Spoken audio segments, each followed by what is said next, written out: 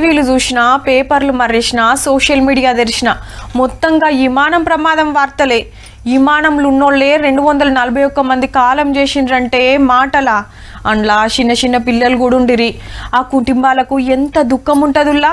తలుసుకుంటేనే పానం కలుపుకోమంటుందబ్బా. కారో బస్సు అయితేనేమో ఏదైనా తక్లీఫ్ అనిపిస్తే ఎమ్మటే పక్క కాపొచ్చు. కానీ గాలి మోటార్లు అట్లా కాదాయే. ఏ తప్పు జరిగినో ఏం జరిగినో కానీ 100 మంది ప్రాణాలు గాల్లో కలిసివాయే. విమానం కూలిన జాగకు ప్రధానమంత్రి మోడీ సార్ వచ్చిండు పొద్దుగాల. ఏమైంది, ఎట్లయింది, ఏడగూలింది, ఏడేం పడ్డాయి, డెడ్ బాడీలు ఎట్లుండే, బంగ్లా మీద కాకుండా భూమి మీద కూలితే బతికేటోళ్ళ, గా టైంలో బంగ్లాలు ఎందరున్నారని ఆఫీసర్లను అడుక్కుంటా అంతా తిరిగి చూసిండు.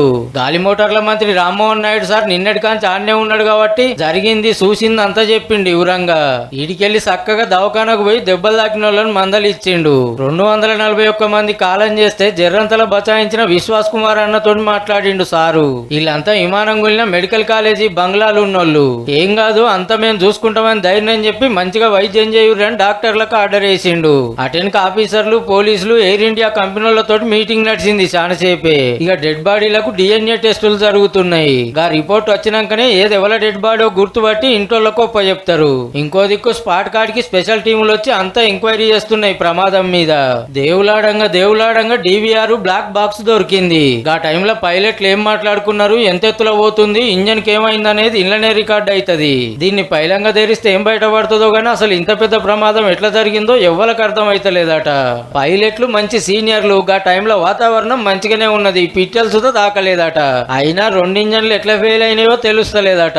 ఒక్కటి పని చేసినా ఇంత పని కాకపో అంటాడు Telangana aviation academy CEO captain SN Reddy sir. కానీ ఎక్కడైనా కానీ 1 ఇంజన్ చూసినాం కానీ 2 ఇంజన్స్ ఫెయిల్ అవడం ఎక్కడ చూడలేదు. ఎయిర్క్రాఫ్ట్లో డిఫెక్ట్ లేదు, పైలట్స్లో డిఫెక్ట్ లేదు, పైలట్స్ ఎక్స్పీరియన్స్ వాళ్ళు, వెదర్ ప్రాబ్లం లేదు, బర్డ్ ప్రాబ్లం లేదు. Definitely there is something wrong with the fuel system. Fuel contamination కావచ్చు, లేకపోతే ఫ్యూయల్ పోవాలనో అది పోకుండా ఏదో ప్రాబ్లం వచ్చింది. ఎయిర్ ఇండియా విమానంలో టీవీ పనిచేయలే, AC రాలే, ఏదో ఫాల్ట్ ఉంది అని ఒక వీడియో తిరుగుతుంది కదా.